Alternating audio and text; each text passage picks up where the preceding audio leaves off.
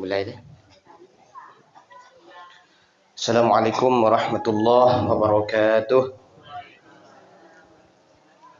Alhamdulillah wassalatu wassalamu ala Rasulillah wa ala alihi wa ashabihi wa mawala. Subhanaka la ilma lana illa ma 'allamtana innaka antal alimul hakim. Rabbi shrah li sadri wa yassir li amri wahlul 'uqdatam min lisani yafqahu qawli. Rabbi yassir wa la tu'assir, rabbi tammim bil khair ya fattah ya alim iftah lana futuhal 'arifin. La haula wa la quwwata illa billahil aliyyil azim. Bapak Ibu majelis pengajian yang saya hormati, sebelum kita mulai pengajian, mari kita buka membaca Ummul Quran dengan bertawassul kepada pengarang kitab dan bertawassul kepada ulama-ulama kita yang lainnya, dan juga nanti dilanjutkan dengan Fatihah yang kita hadiahkan kepada keluarga-keluarga kita yang sudah kita catat namanya ini. Al-Fatihah ala niyati sahalah wal jamala fi kulli al-umur ad-diniyah wad dunyawiyah wal ukhrawiyah ma'an tamamil inayah wa ila hadratin nabiyil mustafa Muhammadin sallallahu alaihi wasallam wa alihi wa azwajihi wa dhurriyyatihi ajma'in, thumma ila arwahi abaina wa ummahatina wa ajdadina wa jaddadina wa li ustadina wa li muallimina ولجميع المؤمنين والمؤمنات والمسلمين والمسلمات، خصوصا إلى روح الشيخ عبد القادر الجيلاني وإلى روح الشيخ محمد متولي الشعراوي وإلى روح الشيخ شرف الدين النووي وإلى روح الشيخ حلمي بن عبد المجيد وإلى روح الشيخ عبد القادر بن إبراهيم وإلى روح الشيخ كيحجان بن كيدي حسن بن عبد القادر وإلى روح الشيخ محمد داود وإلى وصولهم وفروعهم ومحبهم وأحبائهم الأحياء منهم والأموات أينما كانوا من مشارق الأرض إلى مغاربها برها وبحرها، وإلى جميع مشايخهم وسلسلة سندهم إلى رسول الله صلى الله عليه وسلم. غفر الله ذنوبهم ونفعنا الله بعلومهم وأفاض علينا من بركاتهم وأنوارهم وأسرارهم في الدنيا والآخرة. شيء لله ولهم الفاتحة. أعوذ بالله من الشيطان الرجيم. بسم الله الرحمن الرحيم.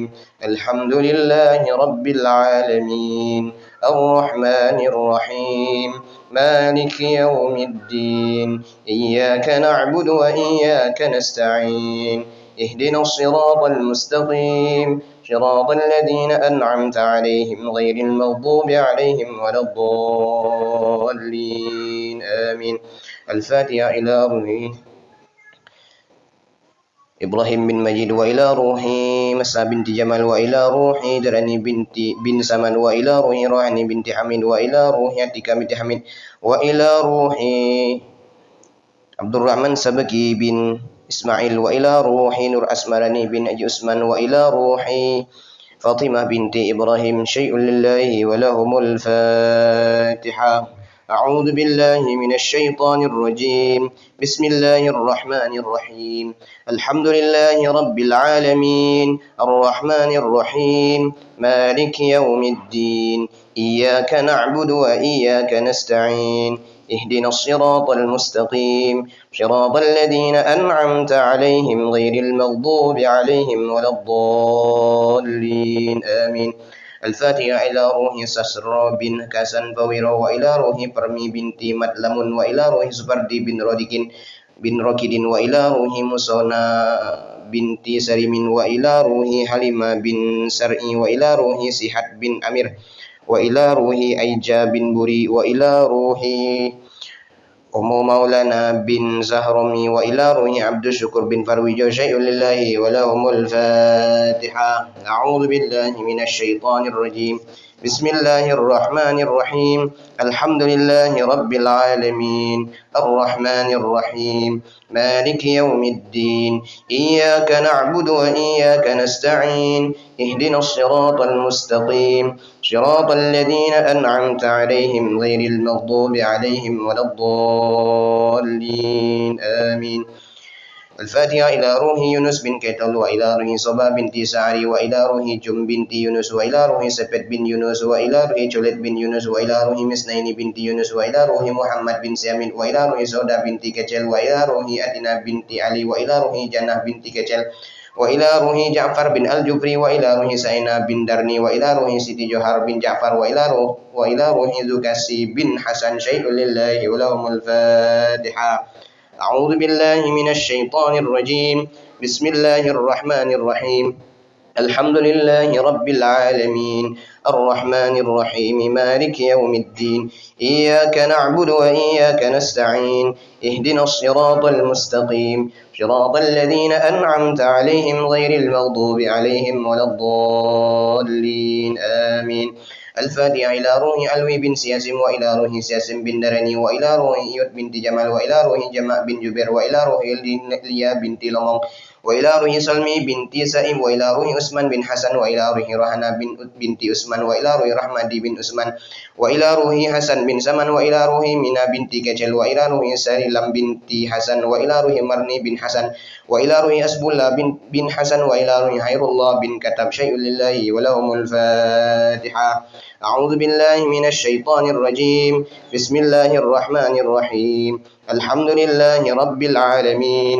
الرحمن الرحيم مالك يوم الدين إياك نعبد وإياك نستعين اهدنا الصراط المستقيم صراط الذين أنعمت عليهم غير المغضوب عليهم ولا الضالين آمين الفاتحة إلى روح أماليا رحمة بنت ينتو وإلى روح حكيم بن سرد وإلى روح رحيم بن سعيد وإلى روح إمسري بن حكيم وإلى روح ردي هرطنو بن إمسري وإلى روح عبد الرحمن بن فلان وإلى روح أمنا بنت فلان وإلى روح حكيم بن سرد وإلى روح رحيم بن سعيد وإلى روح إمسري بن حكيم وإلى روح ردي هرطنو بن إمسري وإلى روح عبد الرحمن بن فلان وإلى روح أمنا بنت فلان وإلى روح يونس بن سمو وإلى روح ربنا بنت إبراهيم وإلى روح سدين بن إبراهيم وإلى روح مسني بنت صالح وإلى روح أحمد بن يونس وإلى روح تيما بنت طه شيء لله ولهم الفاتحة أعوذ بالله من الشيطان الرجيم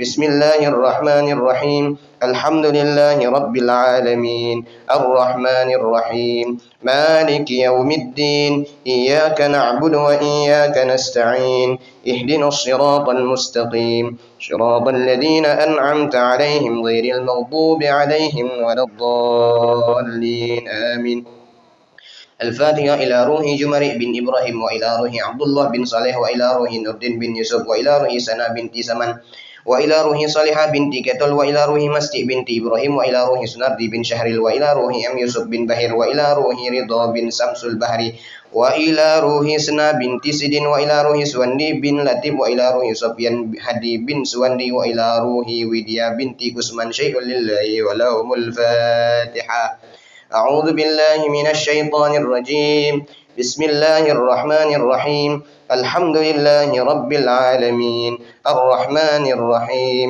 مالك يوم الدين إياك نعبد وإياك نستعين اهدنا الصراط المستقيم صراط الذين أنعمت عليهم غير المغضوب عليهم ولا الضالين آمين الفاتحة إلى روح سيرس بن سالم وإلى روح جمني بنت كتل وإلى روح سندق بن سامد وإلى روح بعيد بن كدير وإلى روح سسلوتي بنت سيرس وإلى روح رسلان بن سيرس وإلى روح عبد الشكر بن عثمان وإلى روح أسمد بنت كسيم وإلى روح فريدة بنت شكر وإلى روح كسيم بن صالح وإلى روح مريم بن دولا وإلى روح سرقوي بن جليل شيء لله ولهم الفاتحة أعوذ بالله من الشيطان الرجيم بسم الله الرحمن الرحيم الحمد لله رب العالمين الرحمن الرحيم مالك يوم الدين إياك نعبد وإياك نستعين اهدنا الصراط المستقيم صراط الذين أنعمت عليهم غير المغضوب عليهم ولا الضالين آمين الفاتحة إلى روح إسحاق بن مرس وإلى روح نوراني بنت حج سليم وإلى روح أراني بن علي وإلى روح ميسى بنت سمرة وإلى روح جني بنت سمرة وإلى روح ديما بنت علي وإلى روح كدر بن طهر وإلى روح حسن بن جمل وإلى روح سمورة بن سعيد وإلى روح تيما بنت حميد وإلى روح إلي بنت حج هالك حسن شيء لله ولهم الفاتحة أعوذ بالله من الشيطان الرجيم Bismillahirrahmanirrahim. Alhamdulillahi rabbil alamin. Ar-Rahmanir Rahim. Maliki yaumiddin. Iyyaka na'budu wa iyyaka nasta'in. Ihdinas siratal mustaqim. Siratal ladzina an'amta 'alaihim ghairil maghdubi 'alaihim waladdallin. Amin. Al-Fatihah ila ruhi Sarah binti Duhadi wa ila ruhi Kasim bin Yul wa ila ruhi Picik binti Yul wa ila ruhi Jena binti Duhadi wa ila ruhi Esa binti Duhadi wa ila ruhi Ismail binti Duhadi wa ila ruhi Asim bin Duhadi wa ila ruhi Maryani binti Asim wa ila ruhi Asna binti Asim syai'un lillahi wa lahumul Fatihah. A'udzu billahi minasy syaithanir rajim. Bismillahirrahmanirrahim. Alhamdulillahi rabbil alamin. Ar-Rahmanir Rahim. Maliki yaumiddin. Iyyaka na'budu wa iyyaka nasta'in. Ihdinas siratal mustaqim. Siratal ladzina an'amta 'alaihim ghairil maghdubi 'alaihim waladdallin. Amin. قال المصنف رحمه الله تعالى ونفعنا بعلومه في الدارين. Kita melanjutkan kajian kita hadis Arba'in An-Nawawi disyarah oleh Syekh Syam Kamil Hamid Musa Syafi'i Al-Azhari dalam kitab Tuhfatul Kiram. Al-Hadithul Khamis, hadis yang kelima. An Ummil Mu'minin Ummi Abdillahi Aisyah radhiyallahu anha qalat, dari Ummul Mukminin, ibunya orang-orang yang beriman, yaitu Ummi Abdillahi, yaitu ibunya Abdullah, Aisyah radhiyallahu anha qalat, yaitu Aisyah radhiyallahu anha berkata. Kita baca perawi hadisnya dulu. Nasabuha, nasabnya, hiya as-sayyidatu Aisyatu bintu Abu Bakrin as-Siddiq radhiyallahu anhu, yaitu Sayyidah Aisyah binti Abu Bakar as-Siddiq. Jadi namanya Aisyah ini merupakan anak daripada sahabat Nabi, yaitu Abu Bakar as-Siddiq. Wahia, dan Sayyidah Aisyah itu afdalu zawjatir Rasul sallallahu alaihi wasallam. Aisyah itu istri Nabi yang paling utama. Ba'da Sayyidati Khadijah radhiyallahu taala anha, setelah Sayyidah Khadijah radhiyallahu taala anha. Jadi Nabi itu tidak pernah menikah sebelum Khadijah meninggal. Karena sayangnya dengan Khadijah itu luar biasa Nabi. Bahkan setelah Khadijah meninggal, itu nama-nama Khadijah sering disebut. Khadijah, Khadijah, Khadijah. Maka suatu ketika istri yang lain cemburu. Ya Rasulullah, kenapa engkau sering menyebut nama Khadijah? Padahal Khadijah itu sudah meninggal. Kata Nabi, ketika seluruh perempuan itu tidak percaya dengan aku, tidak mau beriman dengan aku, Khadijah beriman dengan aku. Ketika perempuan-perempuan lain tidak bisa memberikan anak kepadaku, maka Khadijah memberikan anak kepadaku. Anak Nabi dari Khadijah ini 7. Ada yang mengatakan 6. Siapa itu yang paling tua? Itu namanya Qasim. Makanya Nabi itu punya kunyah namanya Abul Qasim, bapaknya Qasim. Kemudian ada lagi anak Nabi namanya Abdullah. Ada namanya Zainab. Ada namanya Ruqayyah. Ada namanya Ummu Kulthum. Dan yang terakhir anak Nabi itu ada namanya Fatimah dan Ibrahim. Nah, itu anak Nabi. Jadi 4 perempuan, 3 laki-laki. Kunyatuhu, kunyahnya atau gelarnya. Gelar daripada Sayyidah Aisyah, nama gelarnya adalah Ummu Abdillah. Karena punya anak namanya Abdullah. Wahia az-zawjatul wahidatu. Nah inilah istri Nabi yang satu-satunya allati tazawwajuhan Nabiyyu sallallahu alaihi wasallam bikran, yang dinikahi Nabi dalam keadaan gadis. Jadi dari 9 bini Nabi itu cuman Aisyah yang gadis. Lain dari itu janda galau. Ya, kalau nak ngikut Nabi bini 3, bini 4, yang dinikah itu banyak janda. Bukan gadis. Yang cuma gadisnya Aisyah. Iko bagi yang jomblo ada. Yang sudah ada, insyaallah ada. Yang belum, yang sudah jangan. Kalau yang sudah lagi piring melayang, galau melayang, piring melayang, sudu melayang.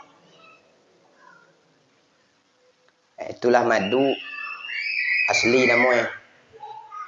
Kalau dibawa ke rumah piring pecah, itu madu asli itu.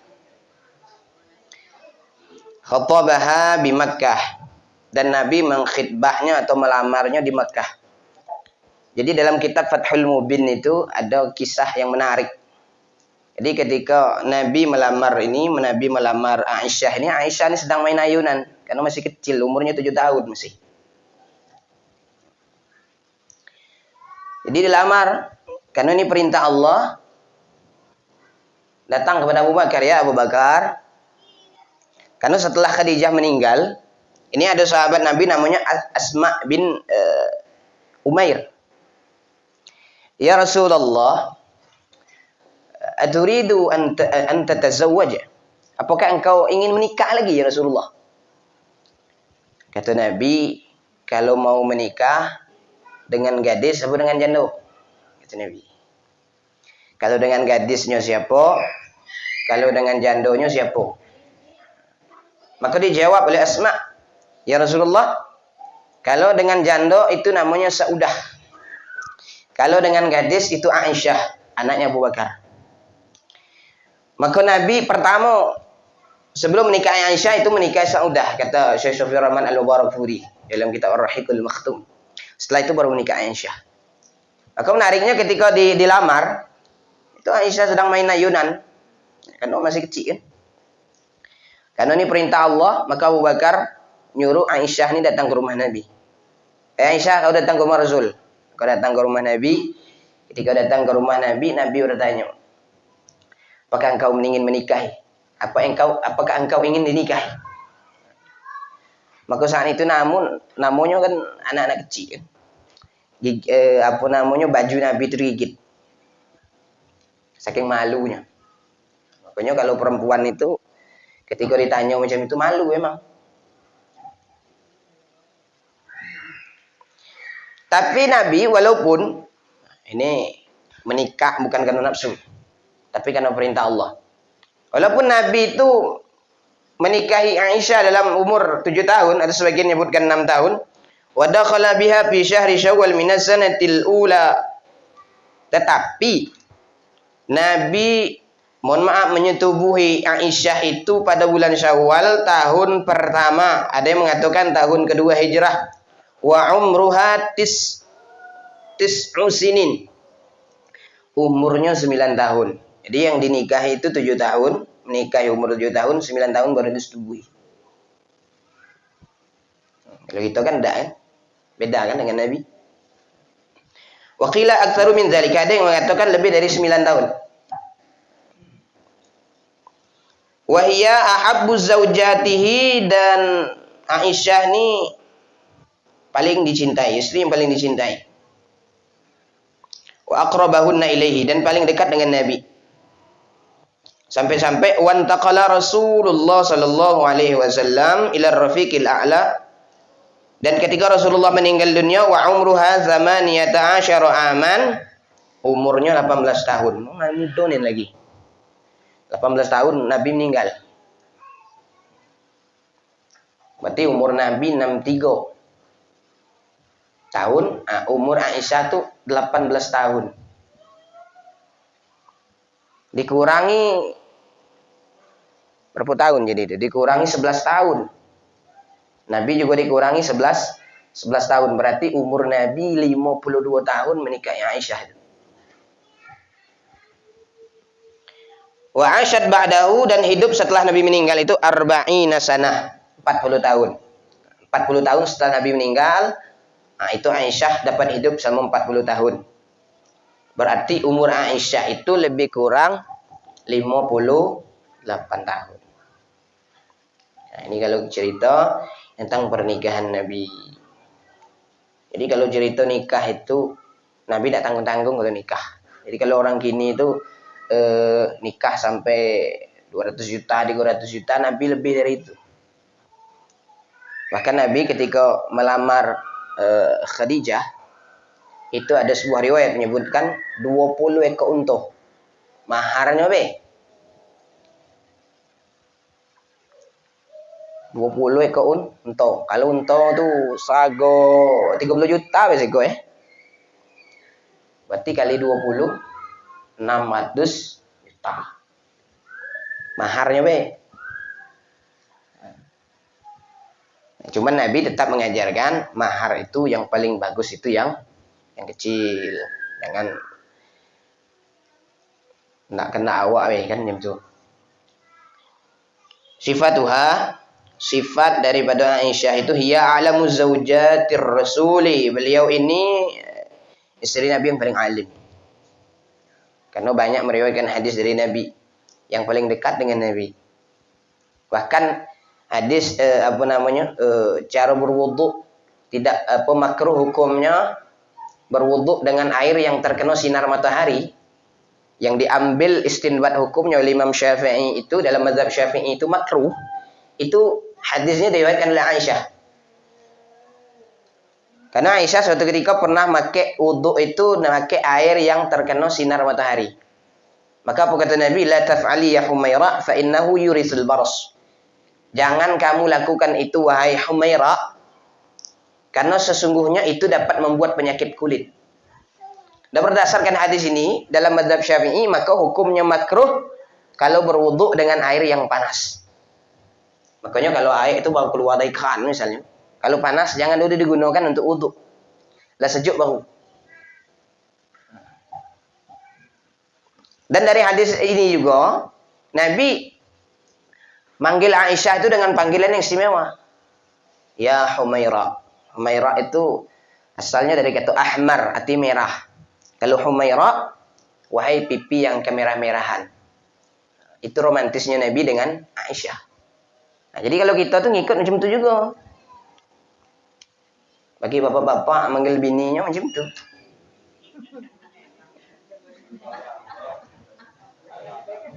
Jangan kita manggilnya sesuai dengan postur tubuh. Kalau gendut panggil Nud kan. Kalau kurus panggil Rus kan. Tapi ngajarkan kalau manggilnya itu manggil yang elok gitu kan. Jangan manggil namo. Ada banyak kan kebanyakan manggil namo.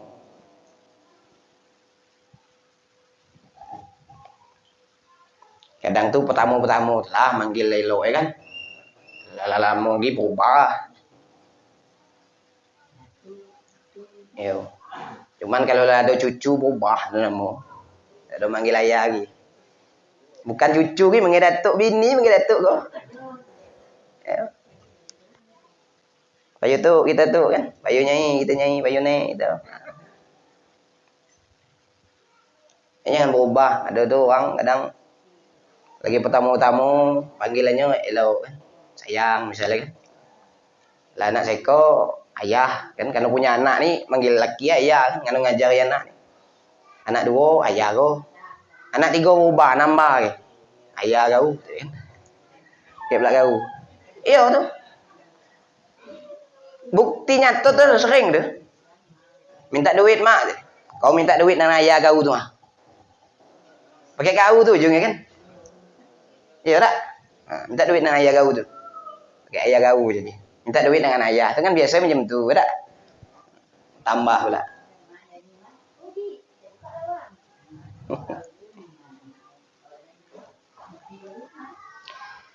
Kemudian wahya allati tuwfiya fi hujratiha.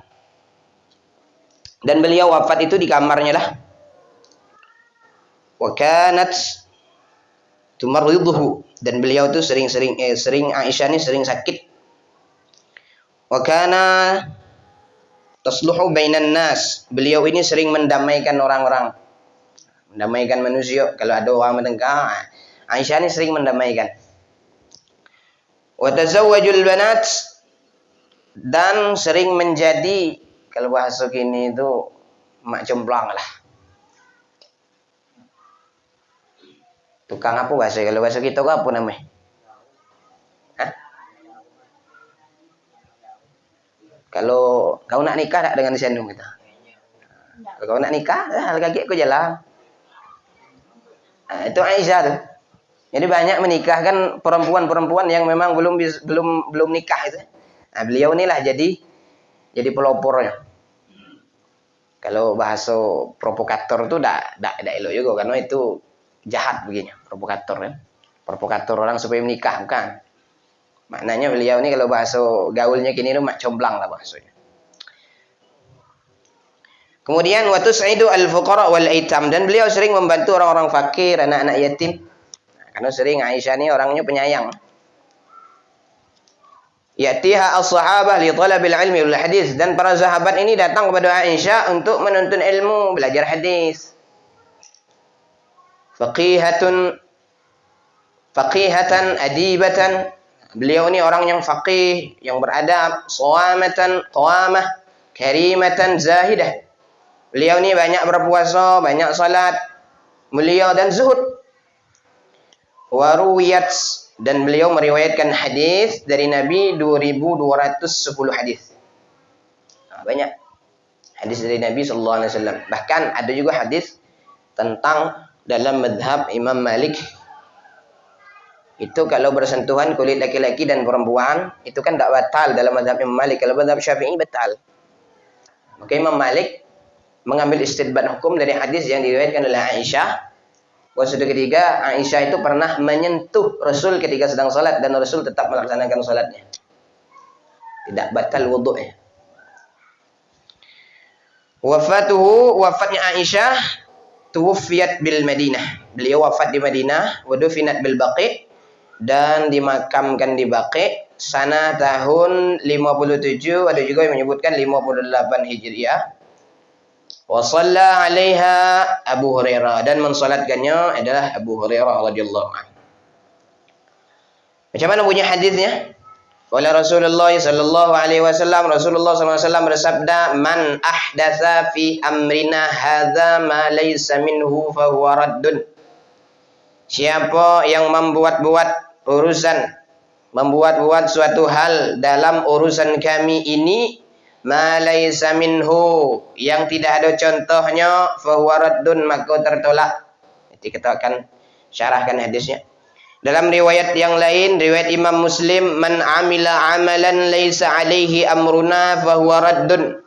Siapa yang beramal dengan suatu amalan yang tidak ada contohnya dalam urusan kami, maka urusan itu, amalan itu tertolak. Apa syarahnya? Laqad arsalallahu ta'ala rasulahu biddin. Allah mengutus rasulnya dengan agama. Wa amarahu bitablighi kullu ma fihi, dan memerintahkannya untuk menyampaikan setiap apa-apa yang ada di dalamnya. Wa nashhadu anna rasula, kami menyaksikan bahwa Rasul sallallahu alaihi wasallam qad adda wajibahu, menunaikan kewajibannya, ala akmali wajhin, dalam menyempurnakan agamanya, wa atamma suratan, dan menyempurnakan bentuknya. Fa'alal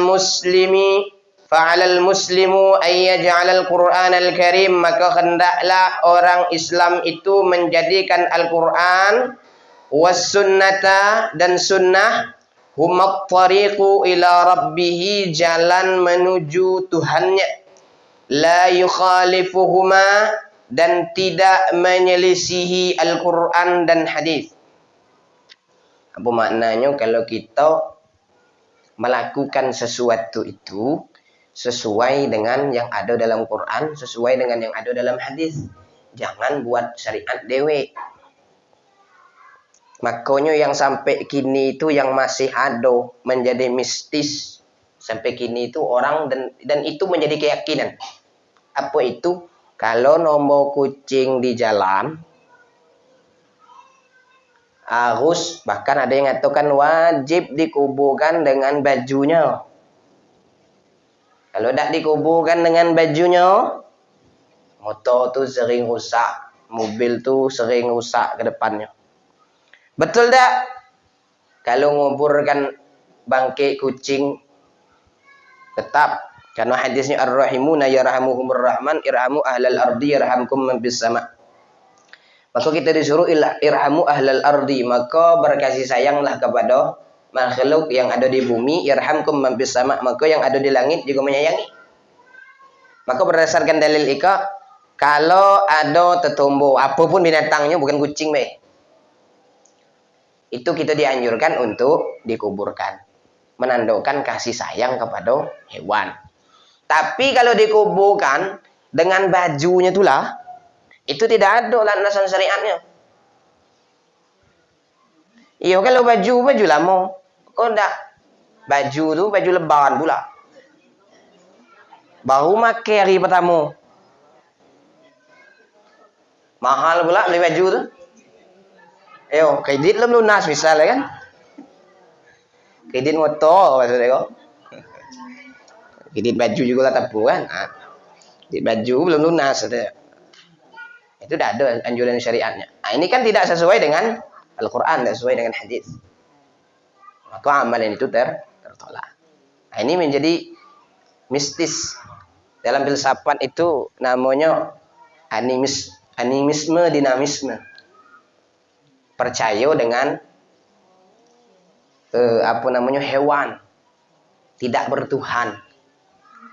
Animisme itu orang yang tidak bertuhan, percaya dengan hewan, percaya dengan harimau, percaya dengan kucing, percaya dengan makhluk-makhluk yang lain selain daripada Allah.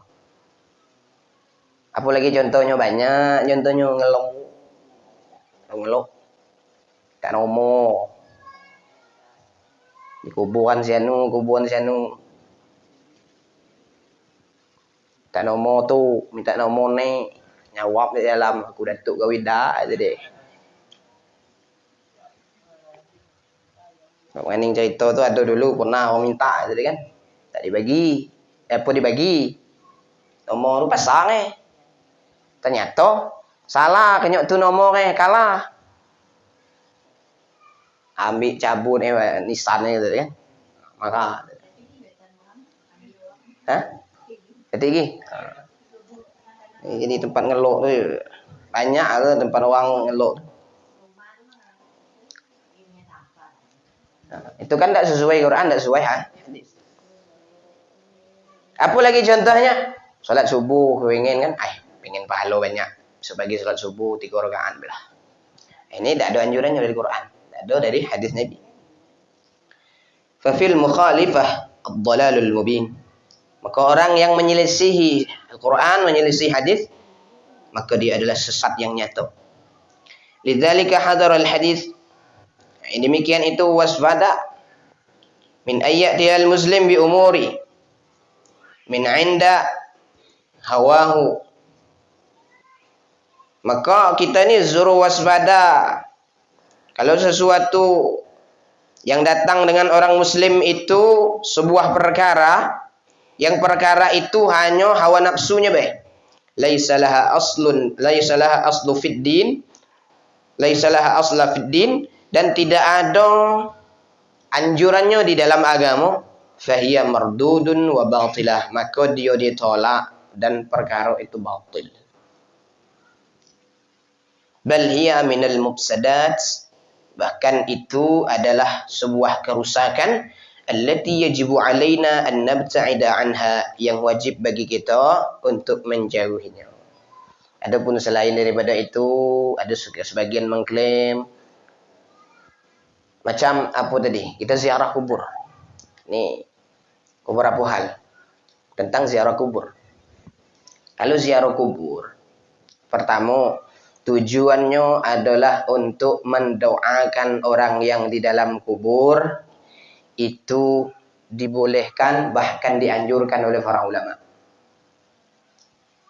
Karena Nabi SAW mengatakan istaghfiru li akhikum. Mohon ampunlah atas dosa-dosa saudaramu itu. Fa innahul an yus'al. Karena sesungguhnya dia sekarang ini sedang ditanya.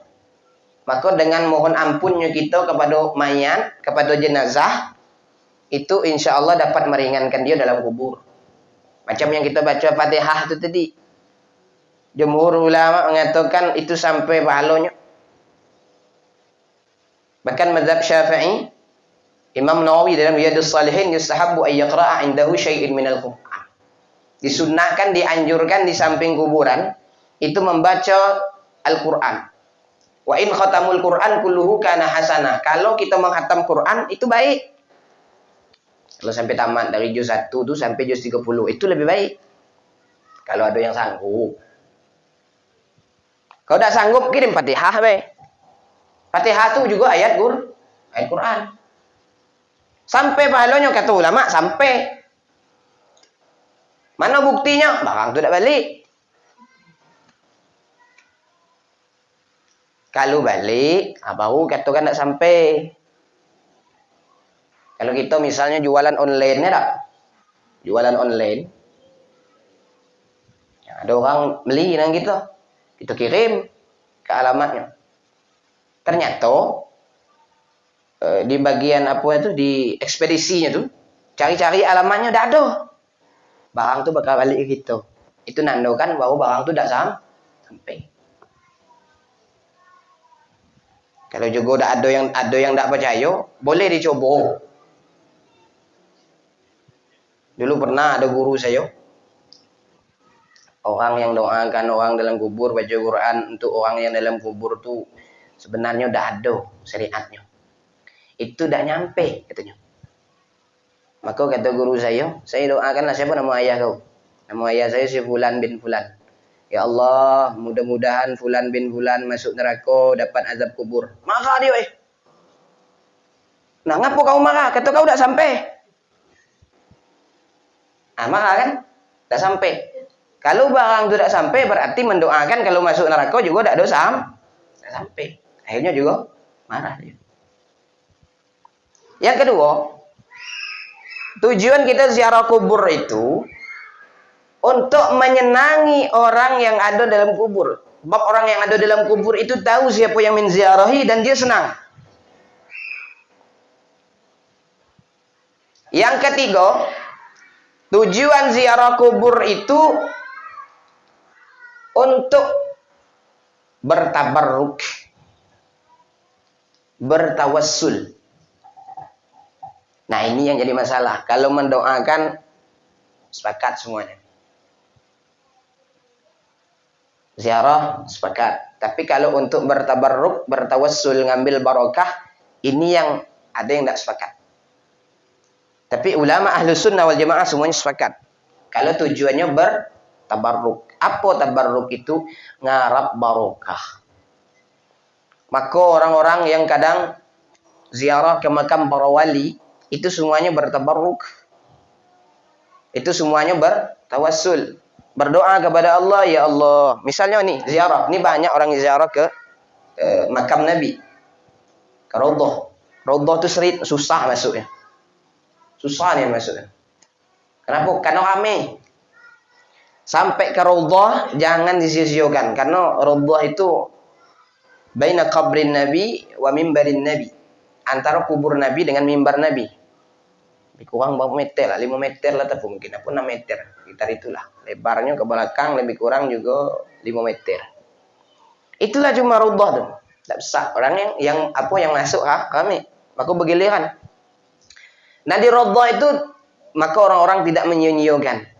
Ada yang sholat lah, ada yang baca salawat lah, ada yang mengucapkan salam kepada Nabi, ada yang berdoa. Nah berdoa ini banyak yang disalahi, banyak dimarahi oleh orang-orang yang tidak suka dengan itu. Kenapa? Karena katanya minta kepada Nabi.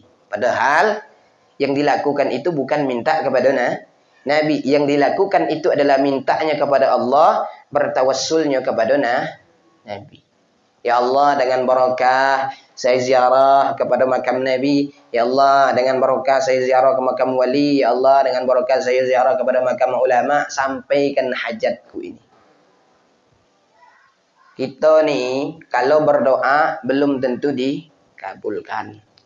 Sariko kita berdoa, mungkin 2 tahun, 3 tahun akan datang dikabulkan. Maka dengan kita bertabarruk, dengan kita bertawassul, mudah-mudahan hari itu kita berdoa dengan bertawassul salawat Nabi, dengan bertawassul kita kepada para ulama, bertawassul kepada para wali, dah jadi 3 tahun ke depan, besok dikabulkan langsung oleh Allah Subhanahu wa taala. Sama dengan kalau kita ngantar proposal. Proposal, kalau kita langsung yang ngantar, belum tentu langsung didisposisi. Ngantar proposal 3 tahun, 4 tahun ke depan baru didisposisi. Karena kenapa? Karena kita yang ngantarnya, awak tak kenal dengan orang yang diantar proposal itu. Tapi kalau kita ngantarnya melalui orang yang kenal dengan yang mendisposisikan itu, bisa jadi besok pagi proposal itu langsung turun, langsung cair duitnya. Seperti itulah yang namanya tawassul. Tawassul itu mediator. Kita minta kepada Allah itu melalui tawassul kepada ulama, para wali. Tawassul kepada amal soleh. Boleh, tidak ada masalah. Nah, itu beberapa tujuan ziarah kubur. Kalau baca tahlilan, itu tidak ada yang mempermasalahan. Tahlil itu la ilaha illallah. Man qara'a la ilaha illallah, kutibat lahu 20 hasanat, wa huttat anhu 20 sayyi'at. Siapa yang membaca la ilaha illallah 1 kali, maka dituliskan baginya 20 kebaikan. Dihapus baginya 20 kejelekan. Dengan baca la ilaha illallah 1 kali. Nah, kita dalam tahlilan itu berapa kali kita? 100 kali. Cuman jangan ngarap makanan. Itu kalau tahlilan ngarap makanan, nah itu susah. Dulu pernah terjadi orang tahlilan itu kan ngarap makanan. Sehingga yang keluar bukan yang diharapkan. Akhirnya mau ngutuk, akhirnya marah. Maka faidahnya qala Ibnu Mulqin rahimahullah taala, Ibnu Mulqin mengatakan hadzal haditsu qa'idatun 'azimah. Hadis ini adalah kaidah yang besar, kaidah yang agung, min a'zami qawaididdin. Bagian daripada kaidah-kaidah yang agung dalam agama. Wa ammuha naf'an, dan sangat besar manfaatnya. Wa yanbaghi hifdhahu, maka hendaklah seseorang itu menghafalnya. Karena hadisnya pendek kan mudah dihafal. Man ahdatsa fi amrina hadza ma laysa minhu fahuwa raddun. Siapa yang melakukan sesuatu perkara dalam urusan kami ini yang tidak ada contohnya, maka perkara itu tertolak. Wa isti'maluhu, dan mengamalkannya fi ibtalil munkarat, untuk menolak kemungkaran. Wa huwa min jawami'i kalimihi, dan ini merupakan bagian daripada kumpulan kalam Nabi, perkataan Nabi alladzi utiha, yang datang kepada Nabi. Wa dzalika, dan yang demikian itu annahu sarihun, jelas, fi raddi kulli bid'ah, menolak setiap sesuatu yang bid'ah. Bid'ah itu artinya sesuatu yang baru. Tapi tidak semua sesuatu yang baru itu adalah sesat. Sekalipun memang ada hadisnya kullu bid'atin dhalalah. Fa inna khairul umur awsatuha wa syarrul umur muhdatsatuha wa kullu muhdatsatin bid'ah. Setiap yang baru itu bid'ah. Wa kullu bid'atin dhalalah. Setiap yang bid'ah itu dhalalah, sesat. Tapi kata Imam Nawawi, ini hadisnya hadis umum. Ada hadis yang khususnya. Man sanna fil islami sunnatan hasanatan. Siapa yang melakukan tradisi yang baik-baik. maka dia dapat pahala. Wa ajru man amila biha, dan dia dapat pahala orang yang mengamalkannya. Min ghairi ayyan qusa min ujurihim syai'un. Tanpa mengurangi pahala orang yang mengamalkan. Apa kebiasaan kita yang baik-baik? Nah, saya setiap hari Jumat saya nak sedekah. Itu kebiasaan yang baik. Tradisi yang baik. Ya, walaupun tidak ada hadisnya Nabi setiap hari Jumat sedekah. Tidak ada masalah. Karena sedekah itu kapanpun waktunya boleh. Tapi ngapun hari Jumatnya kan gitu. Mungkin hari Jumat ngumpuli orang tuh enak. Orang lah keluar dari masjid itu kita kasih sedekah. Banyak itu. Kayak di Masjid Al-Ashab tuh. Setiap hari Jumat tuh dikasih nasi bungkus balik. Apa lagi enak gitu kok. Udah semayang dibagi nasi balik. Kalau nak minum ada tempatnya. Itu sudah ada di depan masjid itu ada tempat minumnya. Kalau nak minum nak ambil air teh silakan, nak ambil kopi silakan. Ada tempatnya. Bahkan kadang tuh di masjid tuh singgah. Masjid Al-Ikhlas gitu kan. Singgah dan sholatlah itu baca itu. Masjidnya kita singgah. Nah, itu tidak ada masalah. Wa kulli muhdara'in amma la yuwafiqu qawaid syariah. Dan setiap sesuatu yang tiada sesuai dengan kaidah-kaidah syariat. Tanbih tambahannya. Laisa kullu amrin lam yakun ala ahdi Rasulillah sallallahu alaihi wasallam ya'tabiru bid'atan syar'iyyatan. Tidak semua perkara yang tak ada pada masa Nabi itu bid'ah syariah. Artinya tak segala yang dilakukan Nabi itu tak ada bid'ah. Kadang orang tidak dibuat Nabi bid'ah, haram. Gitu. Ada yang tak ada bid'ah. Apa contohnya? Fajama'ul Quran bid'atun wajibah. Pengumpulan Al-Quran itu bid'ah yang wajib. Siapa mengumpulkan Al-Quran? Itu pertama pada masa Khalifah Abu Bakar atas susunan Khalifah Umar. Kata Sayyidina Umar, antajma'al Quran. Engkau harus mengumpulkan Al-Quran, ya Abu Bakar. Maka usulan itu pertama awalnya ragu. Atau Abu Bakar, kaifa af'alu syai'an lam yaf'alhu Rasulullah. Bagaimana aku melakukan sesuatu yang tidak pernah dilakukan Rasulullah? Kata Sayyidina Umar, wallahi huwa khair, demi Allah ini baik. Maka dikumpulkan Al-Quran, dimulai saat itu, mulai pengumpulan Al-Quran, dan selesai pada masa Khalifah Utsman bin Affan. Makanya sampai kepada kita nih, sudah ada Quran-Quran itu, dan macam-macam Quran. Kalau kita nengok Quran zaman Sayyidina Utsman itu, belum ada titik, belum ada baris. Macam mana macam Setelah itu pada masa setelah sahabat barulah dikasih titik, Quran itu dikasih baris. Bahkan kini ini sudah ada Quran yang tajwid. Kalau warnanya hijau nih matobi'i, warnanya biru ini hukumnya, warna ini hukumnya. Mudah gini. Bahkan kini ada Quran pen. Tunjuk be ayatnya baca alhamdulillahi rabbil alamin. Ayat 2, ayat 3 Ar-Rahmanir Rahim. Tunjuk ayatnya bunyi dia dewe. Cuman kesalahannya di situ apa? Tak ada berguru. Bergurunya dengan pena tadi, pen tadi. Yang seharusnya itu kalau dalam masalah Quran, masalah ilmu, apalagi ilmu agama, itu wajib berguru. Kenapa? La syaikha lahu fasyaitanu syaikhuhu. Siapa yang tak ada berguru, maka gurunya syaitan. Kita suruh guru. Kemudian wabinaul madaris wal ma'ahid bid'atun mustahabbah. Membangun madrasah dan pondok pesantren itu bid'ah yang disunahkan. Nah, mana ada pesantren zaman Nabi tidak ada. Madrasah zaman Nabi kan tidak ada. Cuma Nabi itu membuat majlis di mana? Di rumah Arqam bin Abi Arqam yang dikenal dengan Darul Arqam. Di situ tempat belajarnya sahabat Nabi. Belum ada pondok pesantren macam kita kok. Kalau kini itu lah lecek kalau bahasa kita kok. Lah banyak pondok pesantren tu. Tempat kita bila ada 2. Di Jawa tu bahkan ada satu desa tu sampai 20 pesantrennya. Tinggal milih begitu pesantren gini tu. Nak masuk pesantren mana silakan. Nak pesantren kitab kuning ni, nak pesantren Quran ni.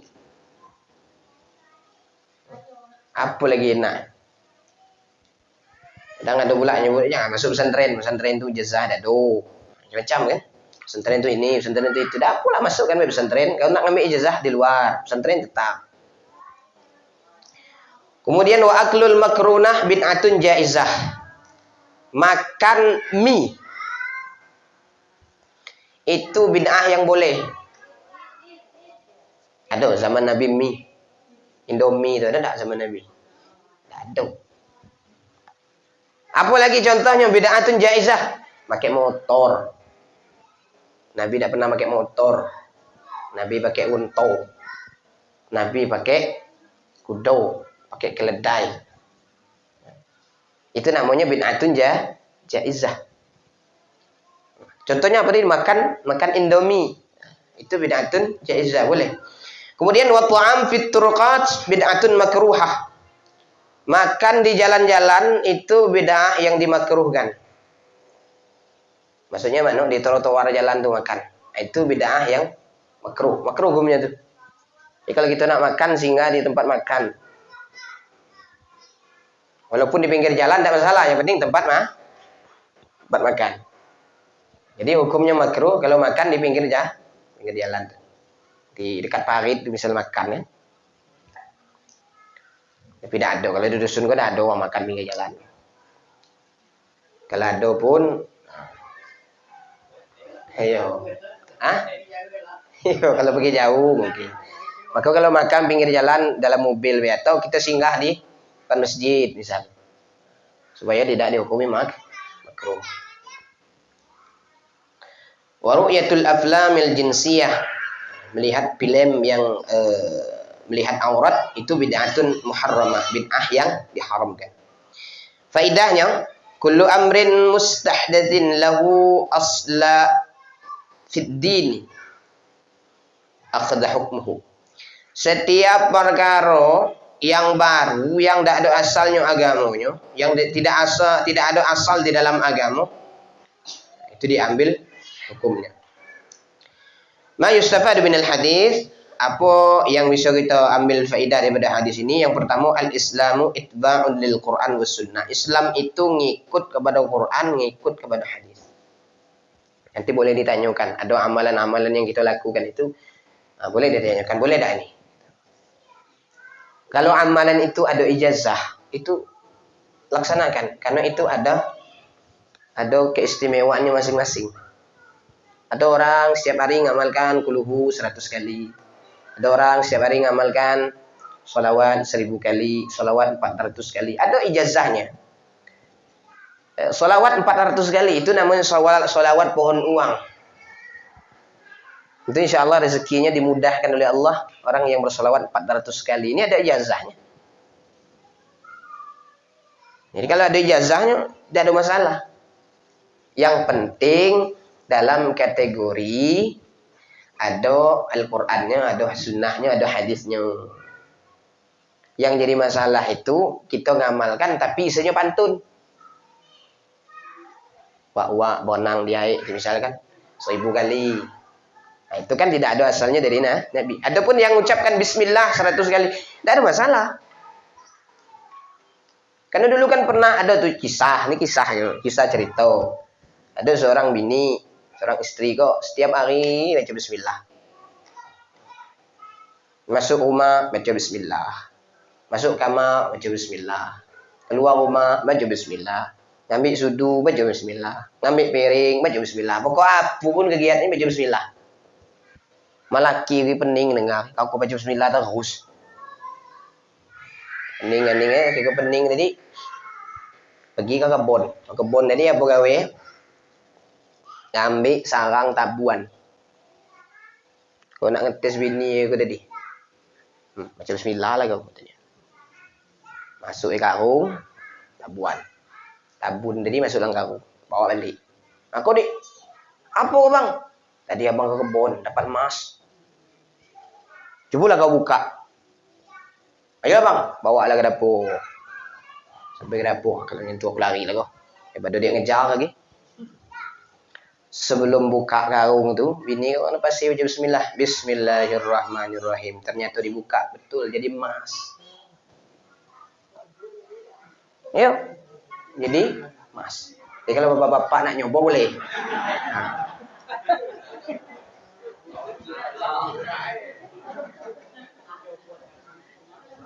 Ya, itu kan memang ada amalan, tapi dia dawam. Dawam tu apa? Dibaca terus. Nah, kau bawa itulah.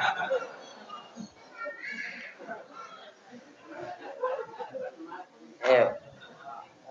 Dapatlah emas, cuman di palak kena benjol-benjol emas saya kan.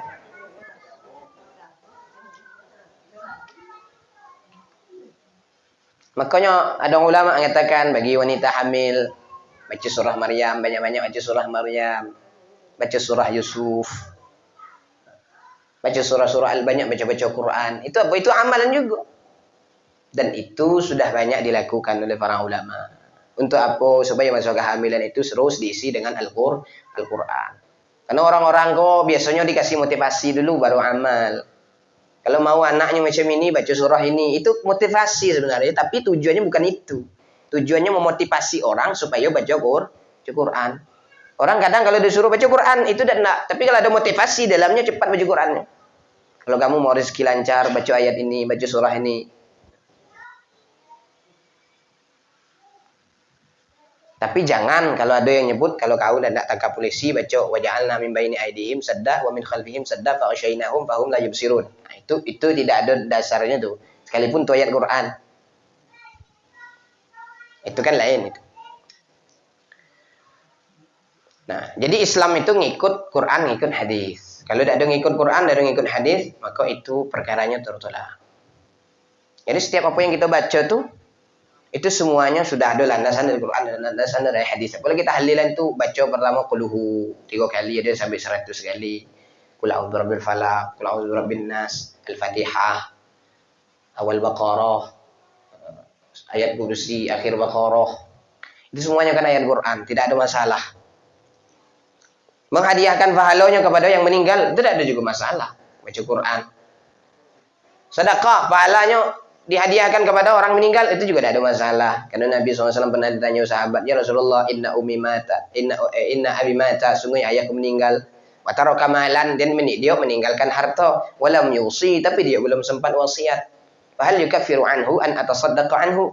Apakah dosanya diampuni oleh Allah apabila aku bersedekah atas namanya? Nabi menjawab, na'am. Ya, dosanya diampuni oleh Allah jika engkau bersedekah atas namanya. Ini hadisnya sahih, riwayat Imam Muslim. Jadi sedekah pahalanya hadiahkan kepada orang yang sudah meninggal, itu sampai. Yang kedua, kullu amalin yukhalifu syara Allah. Setiap amalan yang menyelisih syariat Allah bahwa mardud ala sahibihi, dan itu maka itu tertolak bagi pelakunya. Yang ketiga, ad-dinul islami, agama Islam itu kamilun, sempurna, la naqasa fihi, tidak dikurangi di dalamnya. Tidak ada kurang di dalamnya. Karena dijelaskan dalam Al-Quran, al-yawma akmaltu lakum dinakum wa atmamtu alaikum ni'mati wa raditu lakumul islam dina. Maka Islam ini sudah sempurna, jangan lagi juga ada tambahan-tambahan. Kalau itu tidak ada berdasarkan dari syariat, tidak berdasarkan dari Quran, tidak ada berdasarkan dari hadis Nabi, dan juga tidak ada ulama yang menyuruh, maka perkara itu tertolak yang kita buat-buat dewe. Wallahu a'lam bishawab. Insyaallah kita lanjutkan di malam Senin akan datang. Kita tutup ngajian kita dengan pembacaan doa. Kalau ada nanti yang bertanya silakan sambil-sambil kita minum, sambil kita makan. A'udzubillahi minasyaitonir rajim. Bismillahirrahmanirrahim. Alhamdulillahi rabbil alamin. Allahumma shalli ala sayyidina Muhammad wa ala ali sayyidina Muhammad. Allahumma ighfir lana dhunubana wa liwalidayna warhamhuma kama rabbayana shighara. ولجميع المؤمنين والمؤمنات والمسلمين والمسلمات الأحياء منهم والأموات إنك على كل شيء قدير. اللهم إنا نسألك العفو والعافية والمعافاة الدائمة في الدين والدنيا والآخرة. اللهم أحسن عاقبتنا في الأمور كلها وأجرنا من خزي الدنيا وعذاب الآخرة. ربنا هب لنا من أزواجنا وذرياتنا قرة أعين واجعلنا للمتقين إماما. اللهم نور قلوبنا بنور هدايتك كما نورت السماوات والأرض أبدا أبدا برحمتك يا أرحم الراحمين. ربنا آتنا في الدنيا حسنة وفي الآخرة حسنة وقنا عذاب النار. وصلى الله على سيدنا محمد وعلى آله وصحبه وسلم والحمد لله رب العالمين. سبحانك اللهم وبحمدك أشهد أن لا إله إلا أنت أستغفرك وأتوب إليك. والسلام عليكم ورحمة الله وبركاته.